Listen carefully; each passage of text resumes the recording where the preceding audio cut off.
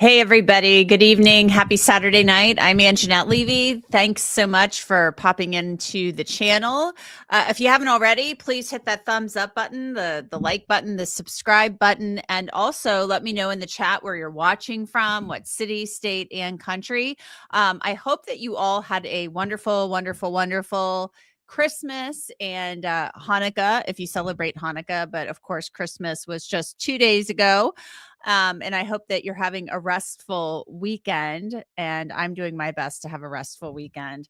Christmas was wild here. And I say that because having a 10-year-old on Christmas is kind of wild, especially when they don't sleep in the hours leading up to Christmas morning. So I got literally no sleep on Christmas Eve into Christmas morning, but it was worth it to see all of the smiles that morning. So it was something. And I hosted Christmas, which I always do. And I love, love, love hosting Christmas. I love doing it.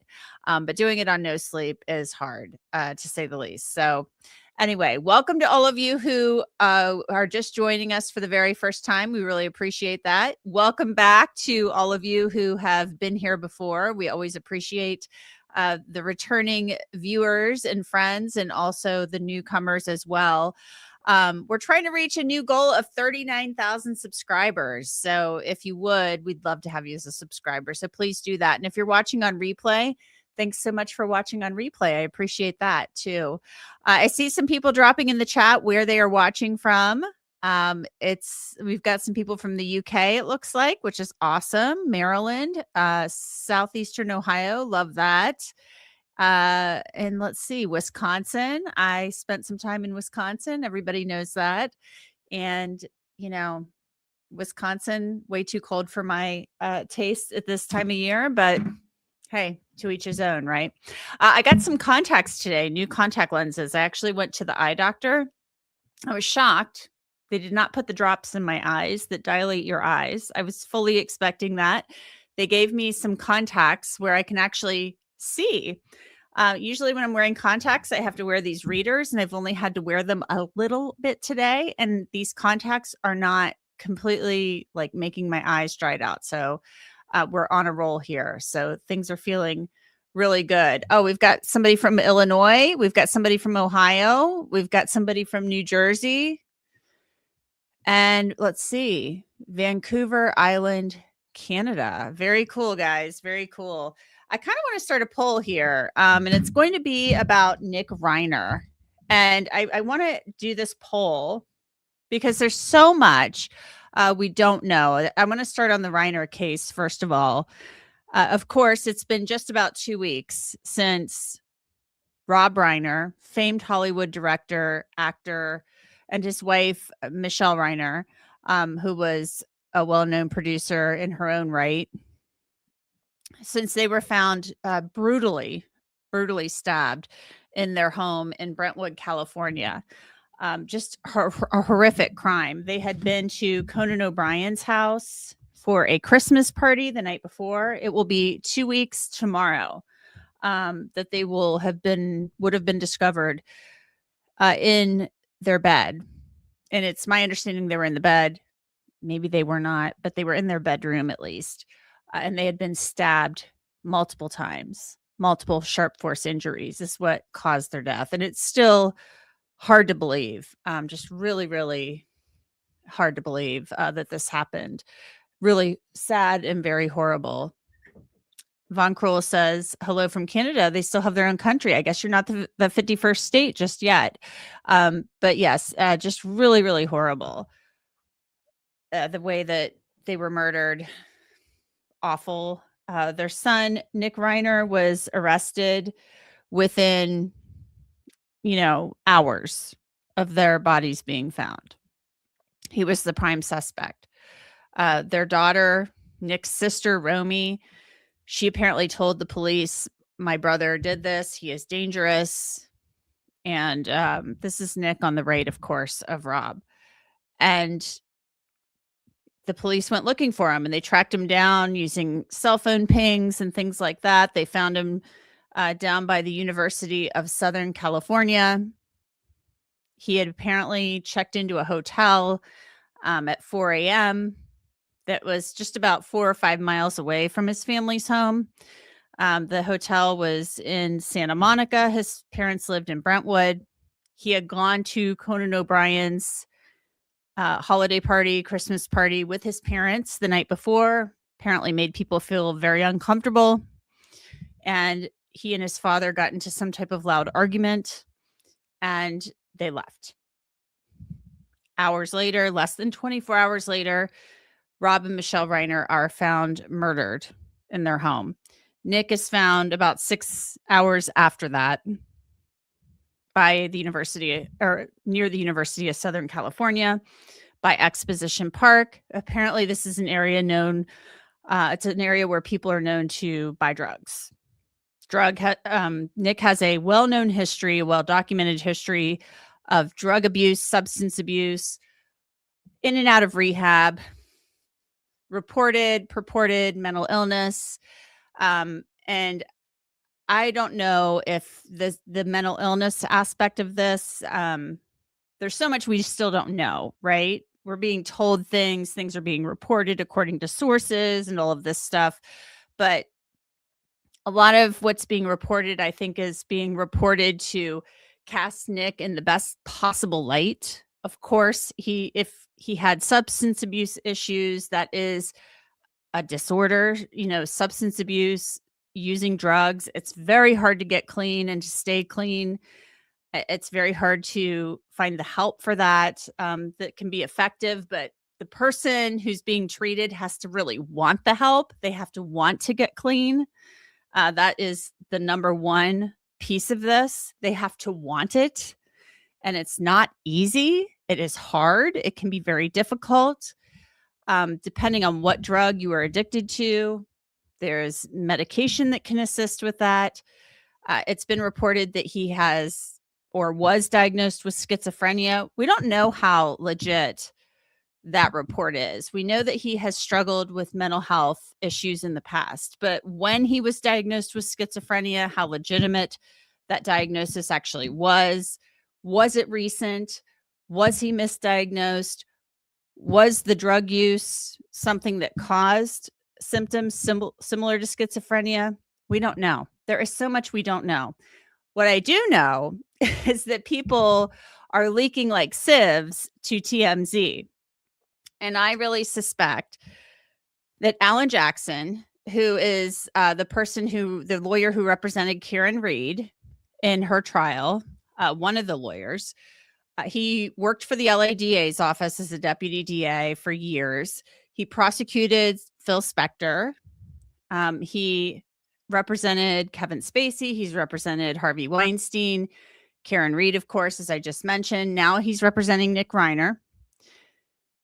He is, in my opinion, this is my opinion, he is leaking like a sieve to TMZ, and he is feeding TMZ all of these nuggets and these stories. And it's my opinion that Alan Jackson is trying to change the narrative about Nick Reiner and what we all may think or what the public perception may be, because everything we've seen from the outside looking in is that Rob Reiner loved his son and wanted to help his son.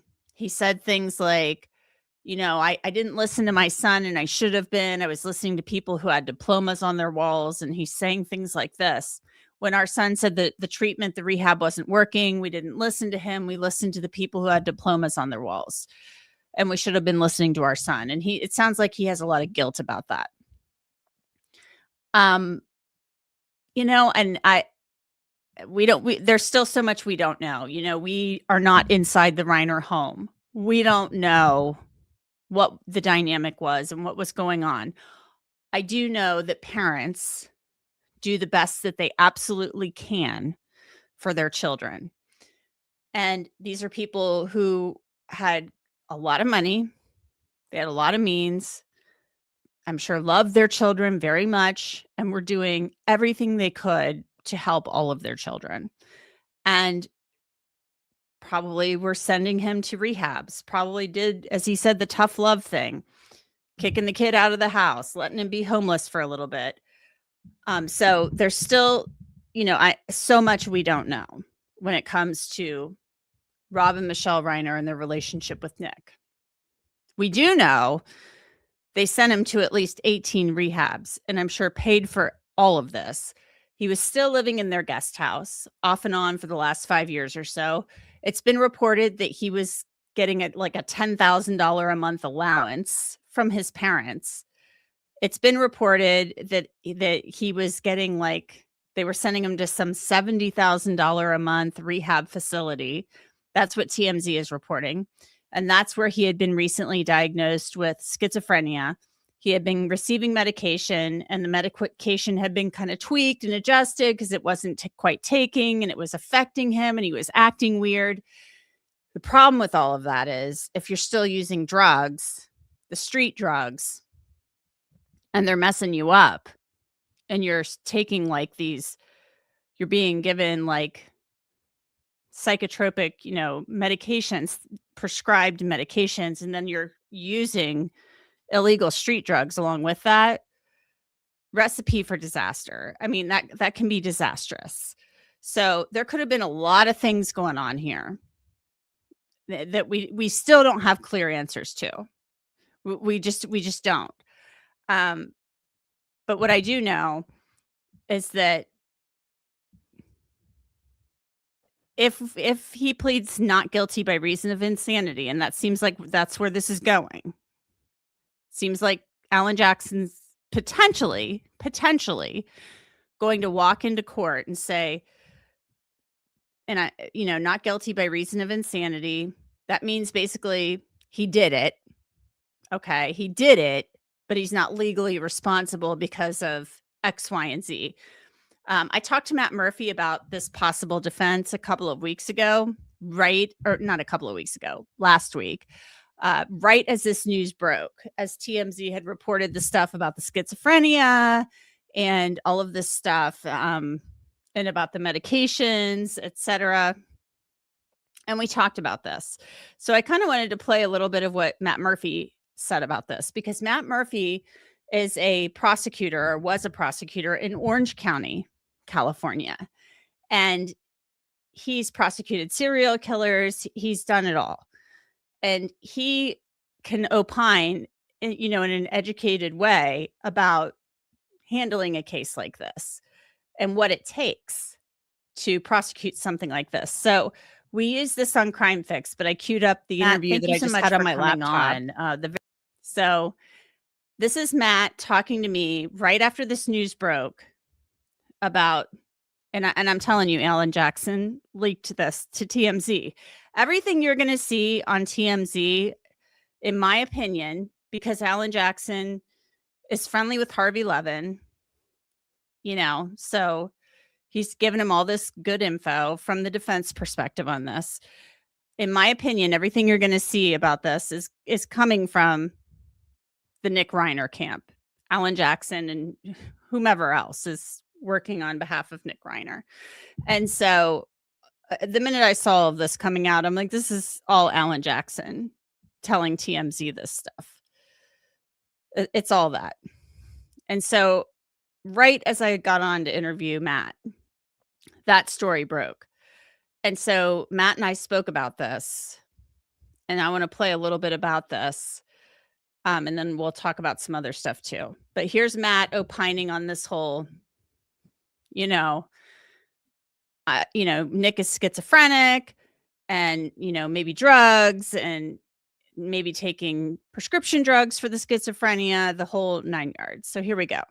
Very latest is that TMZ is reporting that Nick Reiner had been diagnosed with schizophrenia. I don't think that's much of a shock, but that his meds had been kind of adjusted, and that his behavior had been erratic, and he had been viewed as dangerous because of the changes in medication coupled with maybe the illicit drug use, and that a not guilty by reason of insanity plea may be coming. What are your thoughts on that?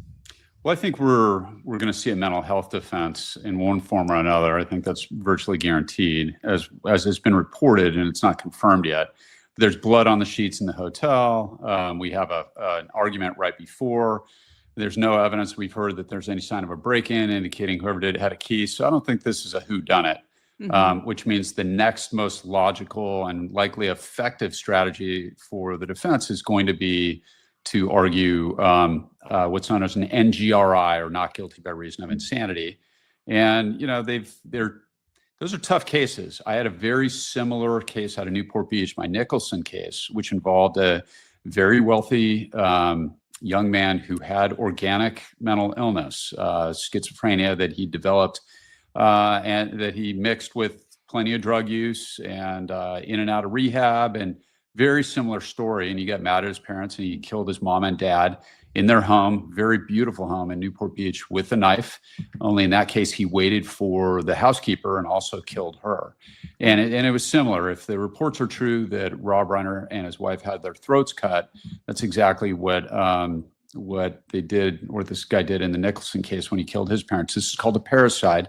Murdering your parents is known as parricide. And in that case, despite a very lengthy and well-documented history of actual mental illness, the jury still found that he was legally sane. That was actually on Halloween of this year.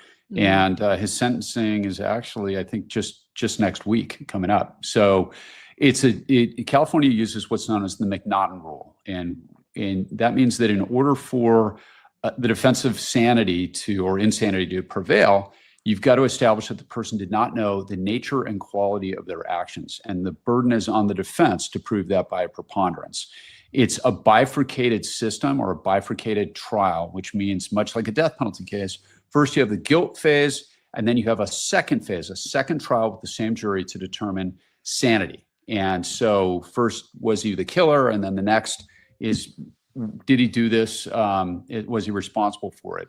And it's a tough defense, but I think that, I don't know where the information would come from if it wasn't the defense. Nathan Hochman runs a very tight ship. That's the district attorney of Los Angeles. Right. What did I tell you? Alan Jackson leaking like a sieve to TMZ. There you have it. I'm telling you, the minute I saw it, I said, this is Alan Jackson. So it's going to be interesting to see. The next thing procedurally, they continue the arraignment. So the defense is going to have to come in with a plea at some point. If I had to guess, I would say it's not guilty by reason of insanity. And then we begin down the mental health track. Simultaneously, Nathan Hochman, the district attorney of LA, is going to have to make a decision about the death penalty. And they will do what they call in LA a livesy hearing, where Alan Jackson will come in and make a presentation to Nathan Hochman himself and his staff about mitigating factors, or why he believes the evidence should indicate something less than the death penalty. And in the state of California, with a special circumstance, that means life without possibility of parole. So watching this, I feel like I should have put some makeup on for you guys tonight. Sorry about that. We'll get back to Matt in just a second. But yeah, that case he spoke of in Newport Beach, I just looked that up, and the guy looked wildly out of it in his mugshot. But that doesn't mean anything. You can look wildly out of it, this Nicholson guy, in your mugshot, and it doesn't matter. If you knew what you were doing was wrong at the time, legally, then you're done. You're guilty under the law.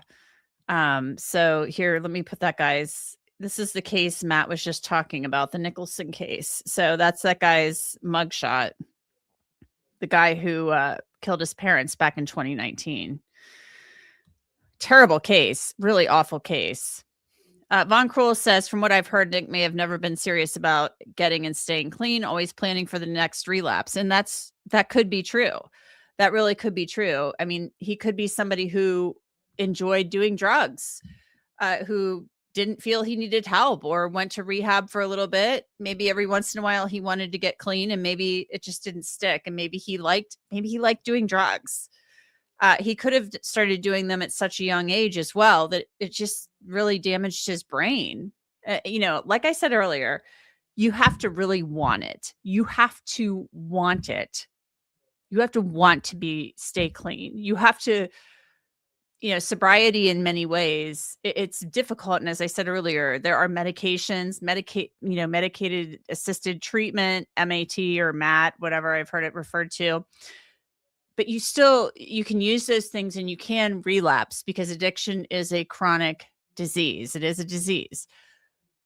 But you have to want sobriety. You have to want to be clean. And we don't know if Nick Reiner really ever wanted that. And so that may be a thing going on here too. And there are some things on these podcasts, these old podcast clips that keep resurfacing. He apparently, at one point, I saw an article last week, he feigned mental illness at one point in time. So we'll talk a little bit more about that when I find that article and pull that up here very soon.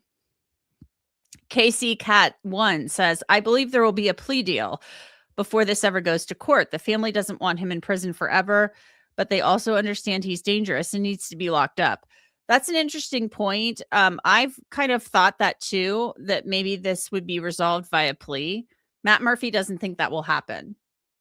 But I'm sure the district attorney, Nathan Hochman, will consult the family. The main victims in this case will be the children, Nick's siblings, Romy and Jake. So how are they feeling about this? What will they think about this? We don't know. We know that Romy, from some of the reporting, was afraid of Nick.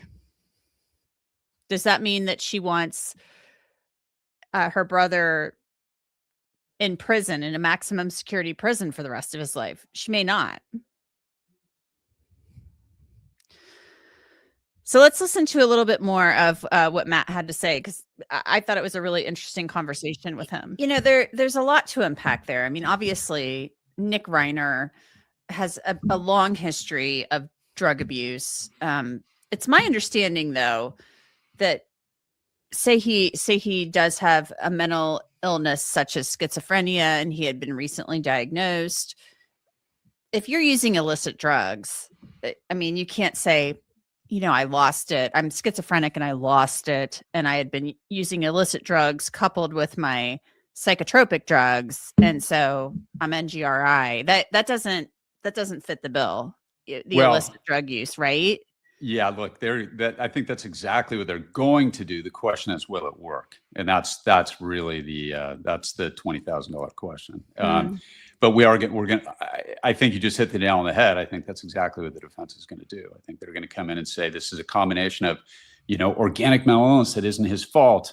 And look at this diagnosis. And this is only exacerbated by drugs. And they'll call in experts to talk about how he was out of his mind when he did it, and et cetera, et cetera. And we've all seen that before. The question is a jury going to buy off on it? And that's, it's going to be really interesting to watch. I have friends in the LADA's office. Nathan Hochman, for those who don't know, the voters of Los Angeles County got rid of a guy named George Gascon, right, just this last year, who was, in my opinion, the worst thing that ever happened to public safety, literally, in the history of Los Angeles, where I grew up. And the voters got serious and put in Hochman to clean up the mess that was left by George Gascon. So we have a no-nonsense, very experienced, very good district attorney who has assigned an excellent team to this. So, and they all know Alan Jackson. Alan Jackson, of course, he was a DA in LA. They all know him. Alan Jackson is a uniquely talented trial lawyer. I've known him for years.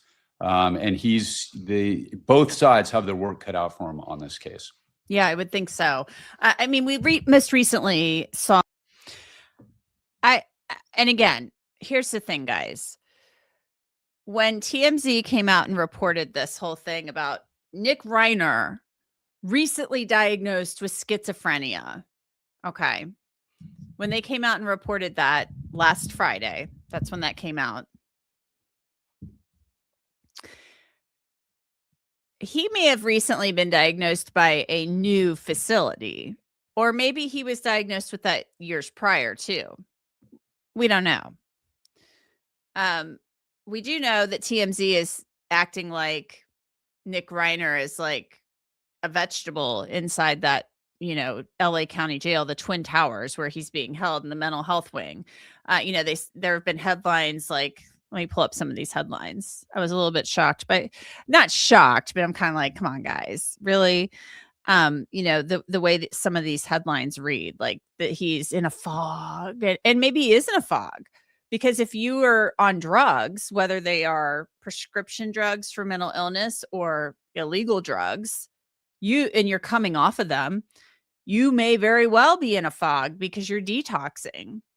And that can be painful. But, I would hope at a jail, they would give you some medications to help ease you off the drugs, to help you detox, to make it less painful. I mean, that makes it better for everybody involved, jail staff, the medical staff, everyone involved. I mean, nobody is going to benefit from you sitting around being dope sick or whatever and just puking your guts out. That's not good for anybody involved in this process.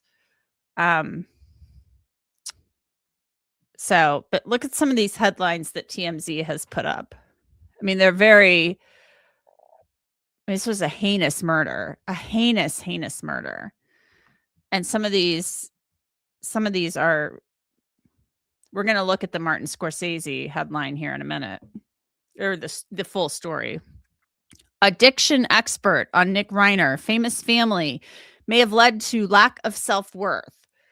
So the addiction expert is saying Nick may have had poor self-worth and felt badly about had a bad self-image because, he's growing up in the shadow of his father and his grandfather. Dr. Jeffrey Lieberman, Nick Reiner's family was scammed by rehab facilities. So that you can see the defense might be going in this direction too. They spent a fortune on these rehab facilities that were not able to help Nick. Nick Reiner resurfaced interview. I once threw a rock through a window to look crazy enough to need meds. So this one talks about him feigning mental illness to try to get medication. Nick Reiner is expected to claim insanity about 5 or 6 years in his parents' murder case, where you can gain points. And we have a resurfaced interview where he admitted to using the same tactic in the past as a ploy to get drugs. While promoting his 2015 film Being Charlie on the addiction and recovery podcast Dopey, spilling about how he got prescribed the antidepressant Wellbutrin. Wellbutrin will act as like a booster to an antidepressant, like say Lexapro or Prozac, something like that you're taking. Wellbutrin will boost it. It's supposed to act as a booster. Nick told host Dave Mannheim that while he was a patient at Alina Lodge, an addiction treatment center in New Jersey, the staff refused to give him drugs. This is, of course, standard procedure for a sober clinic. But Nick wasn't taking no for an answer. He said, I was like, how do I show these mother effers that I'm crazy? So I was like, I'll throw a rock through a window. According to Nick, he found a building at the lodge with a particularly large glass window to vandalize. He said when he did it, a woman saw him and told the staff the performance was enough for the staff to put him on Wellbutrin. Based on what we're hearing, Nick will plead not guilty by reason of insanity and the murder of his parents. As you know, Nick was charged with 2 counts of first-degree murder after his parents, Rob and Michele Reiner, were found stabbed to death at their home. Doctors diagnosed Nick with schizophrenia in the weeks leading up to Rob and Michelle's murders, and the meds he was on were making him erratic. Our source told us Nick's substance abuse was worsening his schizophrenia, and he was out of his head. That's a direct quote from meds that were not able to stabilize him. So he's diagnosed as schizophrenia, probably getting meds for the schizophrenia, and then he's piling on illegal drugs on top of it. Never a good thing. Not going to work for an NGRI plea. I mean, it doesn't fit the bill under the law as we know it right now. From the little bit of information we have, I'm talking about right now. We really don't have, when you look at the full picture, we don't have tons of information. We have pieces that we're getting. So we don't really have tons of information. And I'll be interested to see if the schizophrenia was a legit diagnosis or not. Because maybe it wasn't. Casey Cat One, thank you for the super chat. Schizophrenia is normally diagnosed late teens / early 20s, college age. Nick had been 8 and 18 rehabs with shrinks, not buying it. I'm skeptical, to be honest with you. I'm really skeptical. When they said he had battled mental illness for a long time, since his teenage years, I was thinking bipolar disorder, potentially depression, anxiety. These are all mental illnesses, or mental health disorders. They are mental health issues, right? Schizophrenia is a big one. And a lot of times you are diagnosed with something like schizophrenia. You're right. In your late teens, early 20s. You really are. And so for it to not be diagnosed until he's like 32 years old, that would be highly unusual when he's in and out of these facilities. And especially if he had been to, I'm sure he's been to the top of the line facilities. I mean, unless Rob Reiner's just like sending his kid to wherever. I mean, I'm assuming Rob Reiner, Michael Douglas even said he had spoken with Rob Reiner. They had talked about both of their sons having issues with drugs. These are people with a lot of resources. Does it mean they were getting access to the best facilities? Not necessarily, but I am a little skeptical about the schizophrenia diagnosis. I'm not going to lie to you. I'm open-minded about it, but I'm also skeptical about it. Seems a little convenient. All right. So let's go back to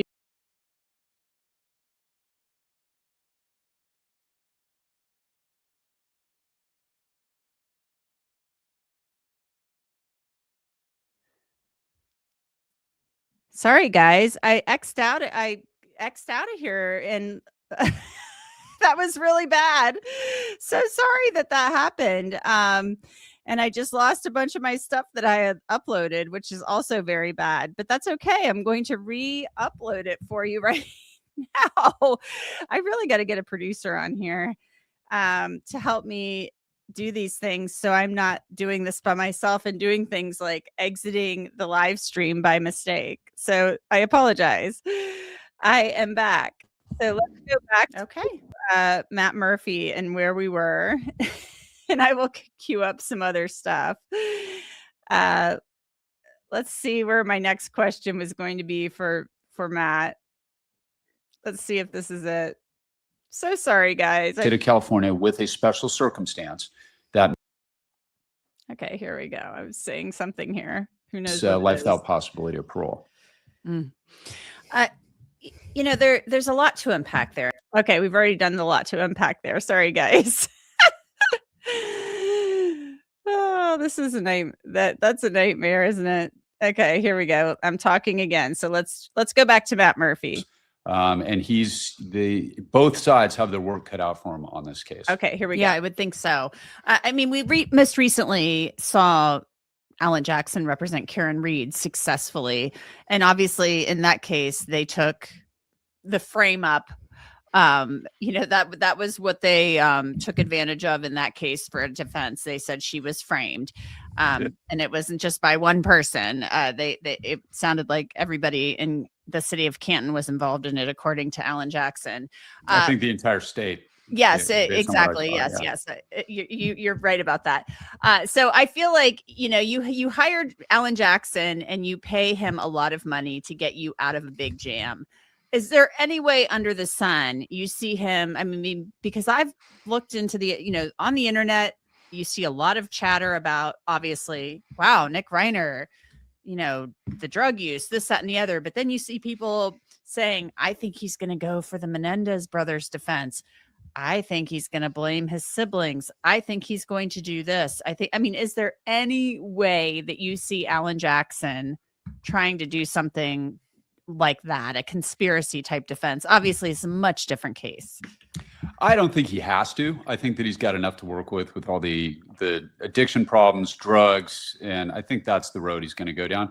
But everything's on the table right now. And remember, this is a very fresh investigation. Sure. And a lot of people, if we watch Law and Order, which isn't bad, by the way, but we're used to resolution in 42 minutes plus commercial. That's not going to happen in this case. The mental health road in the criminal process in the state of California is long and windy. And we're looking at a trial, I would say, if I had to guess, we're talking about a minimum of 2 years. If I had to make some predictions, Alan Jackson is going to enter an NGRI plea, or at some point change a generic not guilty plea to a not guilty by reason of insanity plea. Mhm. I think we're going to see a lot of leaked reports from wherever, trying to change the public narrative on this. Yes. Did I tell? Yes, that's what's going on. That is what's going on right now. And we're going to look through more of the leaked reports very, very soon here. Through TMZ and other outlets. I think that he'll make a very persuasive pitch to Nathan Hochman not to seek the death penalty. I predict that Nathan Hochman, as he will very conscientiously consider all that. I don't think that he will seek death in this, just based on the merits of the case, because this is intra-family.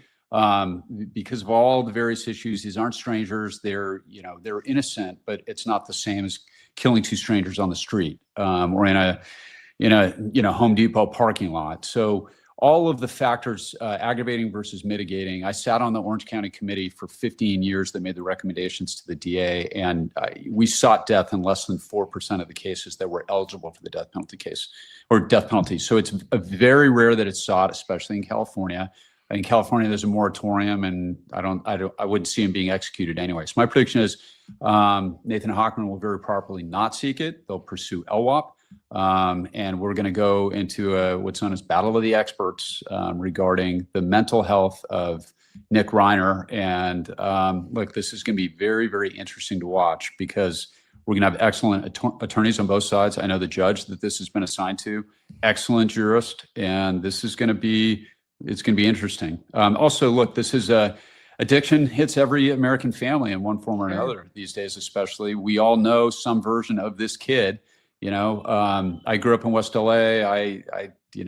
Wealthy, rich kids that get into drugs is almost a trope. It's so common. So it'll be very interesting to see what a jury thinks of all this. But I think, again, we're going to have a really good judge and really good lawyers on both sides, and it's going to be quite a case to watch. But it's going to take a while. It's definitely going to take a while. It will take a long while. Let's go back to some of the TMZ headlines, because I'm telling you that, not that I have to tell you, but I'm telling you a lot of this is coming from Alan Jackson. And there may be some Reiner family members who are supportive of Nick and not supportive in what he did, but they've been there his entire life or much of his life, and they love him as a family member. And maybe they know, and I say this with the caveat that there's so much we still don't know. But Rob and Michele Reiner, I do not think would have wanted their son facing the possibility of the death penalty. Maybe they would have wanted their son to receive mental health treatment, addiction treatment. Maybe they would want him locked up. I assume if Rob and Michele Reiner had wanted their son locked up, which sometimes jail will help people, locking them up will sometimes be that dose of reality that they need, and sometimes can lead to them actually getting some treatment that will be helpful to them, consequences, things of that nature. But they could have had him probably locked up a long time ago, like when he trashed their guest house or when he had done some other things. So there's still a lot we just don't know about the family dynamic. I disagree with Matt that, there's been some talk on the internet about, is he going to try to say he grew up in a, despite what we see on the outside, and, that there was some type of weirdness in the family or whatever. I put nothing past anybody when somebody's, liberty is at stake. Anything could happen in this case. It could be a combination of NGRI and, Nick Reiner could never live up, or God only knows what could happen or be brought up in this case. I think the defense at their own peril would make it would be at their own peril that they would make some suggestion that Nick Reiner was mistreated in some fashion, going down the Menendez brothers road, even though that's been brought up online in some places saying that that could possibly be brought up as a defense. I think they do that at their own peril, but that's just my opinion. Let's look at some other headlines. Oh, here's one. Nick Reiner resurfaced interview. My dad talked me down during an 8-hour acid trip. I saw this the other day. In the wake of his arrest for the tragic murders of his parents, a resurfaced podcast interview with Nick Reiner paints a vivid picture of how much they loved and cared for him while promoting his 2015 film Being Charlie. We won't go through that part about it. He was on that Dopey podcast. I guess we got to check out the Dopey podcast, right, guys? I'll cue that up for you one day. Nick did impersonations of Rob and Michele Reiner while recounting how they helped him through a bad acid trip. He told the host that he'd been hanging out with a friend from a drug program, and he ended up taking a tab of acid. And while Nick had done the drug before, this time he felt different. As he could feel things start to go awry, his friend left, leaving him to deal with it on his own. After already having been through multiple stints in rehab for more addictive drugs, Nick said he knew he could be open with his parents about having taken LSD. And when he woke them up with the news that he was in the grips of a bad acid trip, his mom left the room exasperated. Nick says he curled up next to his dad in bed, tripping my ASS off. Diving into an impression of his dad, Nick quoted him as saying, "Calm down, son. I used to do this in the 60s. You'll come down. It won't be forever." Nick revealed he just talked me down for like 8 hours straight. We laid side by side in bed, looking up at the ceiling while he told me about the 60s. In the weeks leading up to his parents' death, Nick was diagnosed with schizophrenia. Sources told us 3 to 4 weeks before the murders, doctors changed his meds and he became even more erratic. We're told doctors were trying to adjust the medications so Nick stabilized, but it wasn't working. So that, to me, we still need more information on that. Because if they were adjusting the meds and he was still using street drugs, of course the meds weren't working. Nick Reiner calm and in a daze after parents' murder. Exclusive. Nick Reiner is spending his days in an LA jail dealing with the aftermath of the violent murders of his parents, and he's not been able to fully process it, according to TMZ. A single source with direct knowledge tells TMZ that Nick is not reeling in grief. Rather, he's in a fog, in no small part due to his medical condition and the meds he's taking. Our source goes on to characterize Nick as calm, cognizant, and dazed, adding Nick isn't even close to processing what happened. So he's totally out of it, according to TMZ and their one source. So then they go into the whole schizophrenia thing again, blah, blah, blah. So let's look at what Martin Scorsese had to say, because he was a good friend. He directed Wolf of Wall Street. He was a good friend of Rob Reiner. And TMZ says he's remembering Rob and Michele Reiner while taking shots at their killer.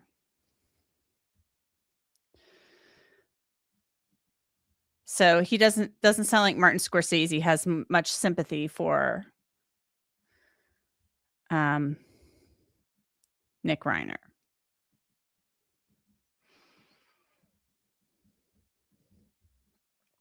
The famed director recalled all his fond memories of Rob and Michele in a guest essay for the New York Times published on Christmas Day. He says he bonded with Rob over being New York transplants in Hollywood and retells some jokes that Rob made at various dinner parties over the years.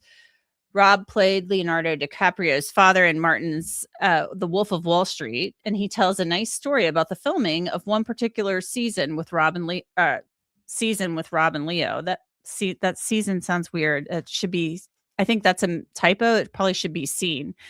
I must tell you, Rob Reiner in The Wolf of Wall Street is excellent. especially the scene where he comes in and he starts like asking them about the expense reports. It's really funny. Martin writes at the end of his long essay, what happened to Rob and Michele is an obscenity, an abyss in lived reality. He adds, the only thing that will help me to accept it is the passing of time. But I think we can do a little better than that because I have a subscription to the New York Times. So let's pull this up. I'm surprised that TMZ didn't do a little more. They usually do these like short little blurbs when they do reporting on stuff. You know, they get like more articles. They do kind of shorter articles and they do more of them and they space them out. But let's look at what the New York Times had to say with my trusty subscription, or at least what Martin Scorsese had to say, I should say. So I'll pull that up momentarily. But one thing, that's been so curious about this whole thing, everybody, is the fact that Nick Reiner, he's at the party at Conan O'Brien's house with his parents, right?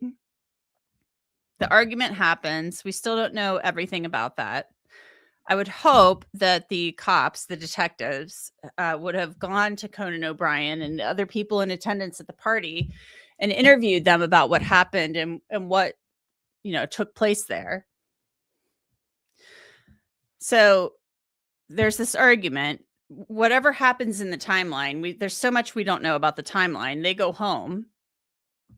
Rob and Michele Reiner are in bed. Sometime before 1 a.m., Nick Reiner is seen walking past that Sinclair gas station in Brentwood wearing jeans and like a sweatshirt or whatever. Then we know at 4 a.m. he checks into that hotel in Santa Monica. And the hotel staff says he didn't have any blood on him or anything. But then later on, there's blood in the hotel room, according to the housekeeping staff. And then he's seen on video at that Quickie Mart before his arrest, where he's kind of like looking around. He's getting the drink. He's wearing different clothing. He has a red backpack. I'd like to know when that clothing was purchased. Things like that. But the hotel staff, upon check-in, did not see any blood or anything like that on him. And Rob Shooter is somebody I've interviewed before. He's he used to be a publicist. Now he's kind of like a gossip guy. He got some interesting information from the LA. And I'm going to play for you what he says. With the timeline, he has some information that he said he has received from a source in the on the police side of things, and this is what he's hearing. And I think he's a pretty reliable source as far as the whole gossip industry goes. But this is what Rob is saying, and it makes sense to me. I just want to know if there was did Nick Reiner possibly take an Uber or a Lyft or something like that? I don't know. But let's take a look at what Rob talks about, what he was told about when these murders occurred in relation to the hotel check-in. Hello, it's your friend Rob Shooter. So breaking news, please tell me exclusively that they now believe that Nick Reiner checked into the hotel and then went back to his parents' home and murdered them. Let me explain. So, Nick turned up at this hotel at about 4 a.m. But when he checked in, he had no blood on him. He wasn't covered in blood. He checked in and there is video proving this in the hotel lobby, that he checked in and looked really, really normal. Now, later on, we know that the hotel room where he stayed was covered in blood. So this suggests that he left his parents' house, he went to the hotel, he checked in, then he left and went back to murder his parents and then returned to the hotel, hence why his room was covered in blood. This is really important this will undermine any insanity plea because it was premeditated. He woke up, he left his parents' house, he went to a hotel, he checked in, then he returned to slit the throats of his parents. And see, I tend to agree that would undermine, if that is indeed accurate, there was a cooling off period. Even if you're going to say you were mentally ill, that indicates a cooling off period of several hours. And that does indicate premeditation. So you had a tremendous cooling off period there, especially like, let's say he walked from the house in Brentwood to the hotel in Santa Monica. That's like 4 miles away. I mapped it. I mapped it one day.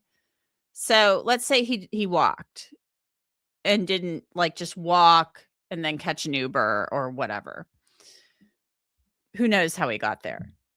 We just see the walking in the surveillance footage. That's a significant cooling off period. Okay. Even with mental illness, I mean, his team is going to have to show the burden will be on them if they do that plea to show that he was so out of his mind at that time that he could not appreciate the wrongfulness of his actions. That's going to be pretty tough if what Rob just said is true. So that will undermine any insanity defense, in my opinion. I agree with that wholeheartedly.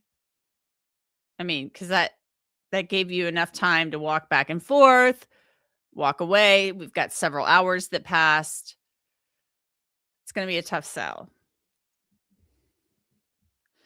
So I got the Martin Scorsese essay pulled up. It's a good length here. It's not super long, but it's good length.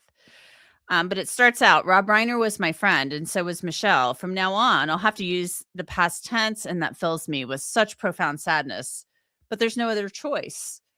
Rob and I got to know each other in LA in the early 70s. I had a good friend in New York named Bill Minkin, a legendary comedian, radio host, and actor. Bill appeared in a few of my pictures, including my very first feature, Who's That Knocking at My Door? Rob and I were both Eastern transplants in a way. He and his family had moved to Los Angeles when he was young, but he was born in the Bronx and lived in New Rochelle as a child. And Rob came from New York, show business royalty. His mother, Estelle, was a wonderful singer and actress, and his father, Carl, came out of Sid Caesar's Your Show of Shows alongside Neil Simon and Mel Brooks, who later became his partner with the brilliant 2,000-year-old man routine. It was 100% New York humor, and it was the air that I breathed. He talks about the improvisational groups that he was in. Right away, I loved hanging out with Rob. We had a natural affinity for each other. He was hilarious and sometimes bitingly funny, but he was never the kind of guy who would take over the room. He had a beautiful sense of uninhibited freedom, fully enjoying the life of the moment, and he had a great barreling laugh. When they honored him at the Lincoln Center, McKean did a bit, which was a brilliant parody of solemn official tribute speeches. Before he got to the punchline, Rob laughed so hard, you could hear it throughout the auditorium. When we met that first time at George's house, the song by War, The Cisco Kid, was all over the radio. Rob and I were talking, and he casually told me, the Cisco Kid was a friend of mine. Really, I said. He didn't know he was real. Oh, yeah, he was a friend of mine. Wow. Yeah, the Cisco Kid was a friend of mine. I wondered, maybe he knew Duncan Ronaldo. We kept talking for quite a while before he finally broke it to me that he was kidding. I mean, pretty pathetic. The comic had to explain the joke, but Rob was so good that he had me in the palm of his hand. We stayed in touch over the years and watched each other's movies. My own favorite among his pictures is Misery, a very special film beautifully acted by Kathy Bates and James Caan. But then, of course, this is Spinal Tap. Somehow that picture is in a class of its own. It's a kind of immaculate creation. And a big part of the greatness of that film is Rob himself as director and as actor. When I was casting The Wolf of Wall Street, I immediately thought of Rob to play Leonardo DiCaprio's father. He could improvise with the best. He was a master at comedy. He worked beautifully with Leo and the rest of the guys, and he understood the human predicament of his character. The man loved his son. He was happy with his success, but he knew that he was destined for a fall. There's that wonderful moment where Rob watches as Jon Favreau explains to Leo that he can get out relatively unscathed if he just walks away from his company before the SEC has a chance to charge him with violations. The look on Rob's face as he realizes that Leo is hesitating and that he ultimately won't stop is so eloquent. You got all the money in the world, he says. You need everybody else's money? A loving father mystified by his son. I was moved by the delicacy and openness of his performance when we shot it. Moved once again as we brought the scene together in the edit, and moved as I watched the finished picture. Now it breaks my heart to even think of the tenderness of Rob's performance in this and other scenes. What happened to Rob and Michele is an obscenity, an abyss in lived reality. The only thing that will help me to accept it is the passing of time. So like all of their loved ones and their friends, and these were people with many, many friends, I have to be allowed to imagine them alive and well, and that one day I'll be at a dinner party and find myself seated next to Rob, and I'll hear his laugh and see his beatific face and laugh at his stories and relish his natural comic timing and feel lucky all over again to have him as a friend. It's really awful. So that was Martin Scorsese, what he wrote about his friend.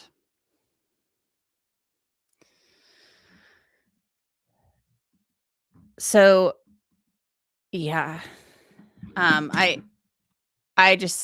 think it's absolutely horrific and horrible, what happened, and I'm still kind of in shock by it, because I just think it was so unnecessary and, so inexplicably sad. So, I think we can anticipate that not guilty by reason of insanity plea. The information, if true, about him getting the hotel room, which I kind of wondered about before, getting the hotel room and then going back to the home. I wondered about that myself. It makes sense since these people at the hotel who checked him in said they did not see any blood on him, but then there was blood in the hotel room later. It all makes sense. We shall see. Music lover Chicago 437 says, so plea deal, no trial. That would make sense. I've kind of wondered that too, but Matt Murphy does not think this case will settle. He does not think that the DA's office will offer a plea deal. And I personally think you don't hire Alan Jackson unless you're looking to fight.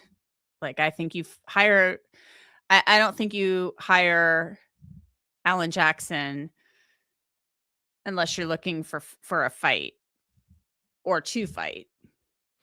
But that's just me. I could be wrong about that. To me, this has plea deal written all over it, but you have to get the DA to offer a plea deal, and the DA may say absolutely not. And even if the family says, I want him in a mental health facility, not in a prison, the DA may say, well, then your lawyer's going to have to prove that he was insane at the time, because we don't buy it. So that may be the right way it goes.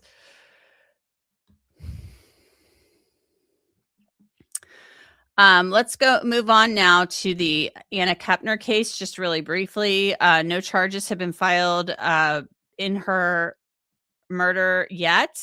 Her stepbrother, I should say, younger stepbrother, is the prime suspect in her murder. It's a horrific case. She was murdered on a cruise. She was staying in a cabin with her stepbrother, and her actually it was like I think her younger brother and her stepbrother. If I misspoke about that, I apologize. But she died by mechanical asphyxiation. She was only 18 years old. It's a really, really terrible case. Just for those of you who may have been here for the Nick Reiner conversation, the Rob Reiner and Michele Reiner conversation, we will continue to follow that very closely. I will keep you up to date on that because I'm very interested in keeping up on that and keeping you up to date on it with the most accurate and balanced information out there. So there are some, there's been a custody battle going on regarding Anna Kepner's step siblings. And this has to do with her stepbrothers, her step siblings' father, Timothy Hudson, and her mother, Chantel. Not her mother, but the mother of the stepchildren, pardon me. And the latest news is these text messages that have come out. Apparently they came out in the custody case. And Chantel Kepner, the mother of the stepchildren, texted Timothy Hudson, the father of the stepchildren. And this was on November 7th after Anna's body was found. This was at 7:34 p.m. I need you to call me ASAP. It's an emergency. And Timothy wanted to take the couple's daughter. This is according to this article in Florida Today.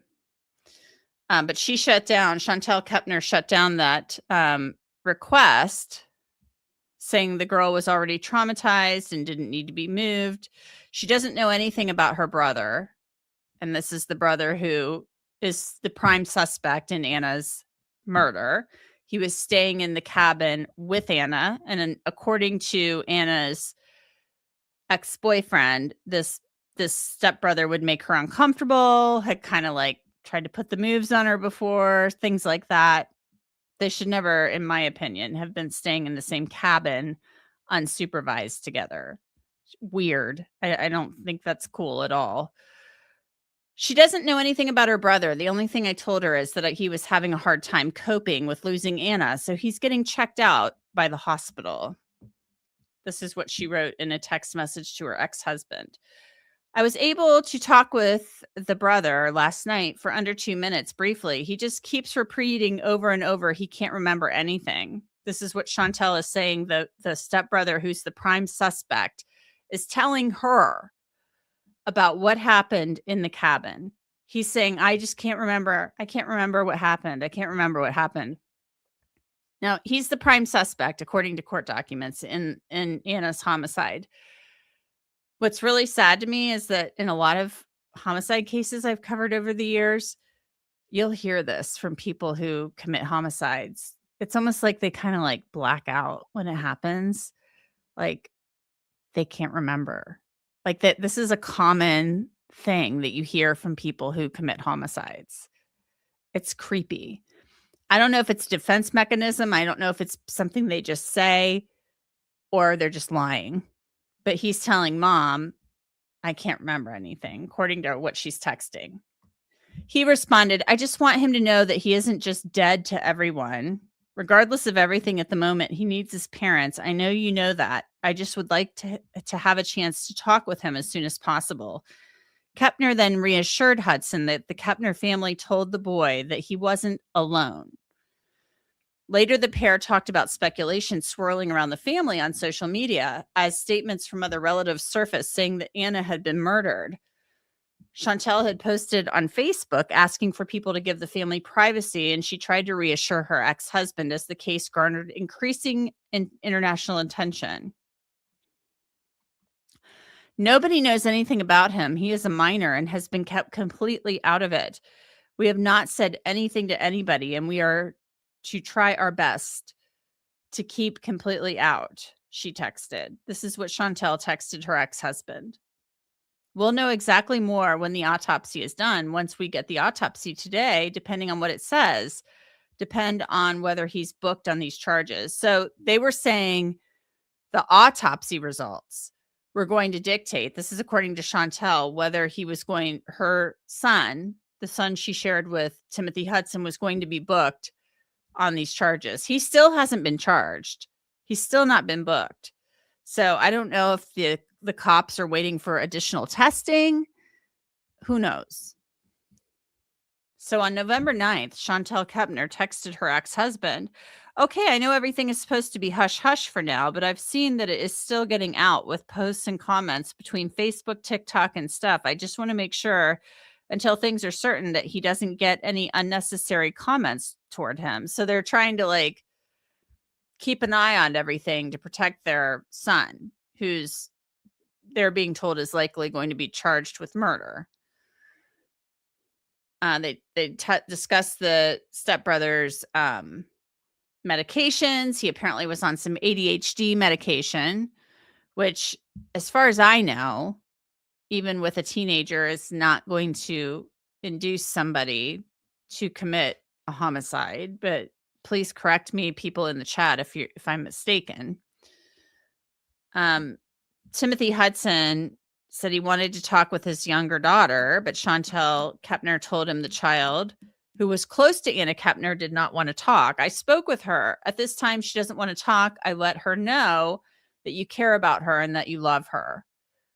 And he responded minutes later, expressing growing concern about his daughter's emotional state following her stepsister's death.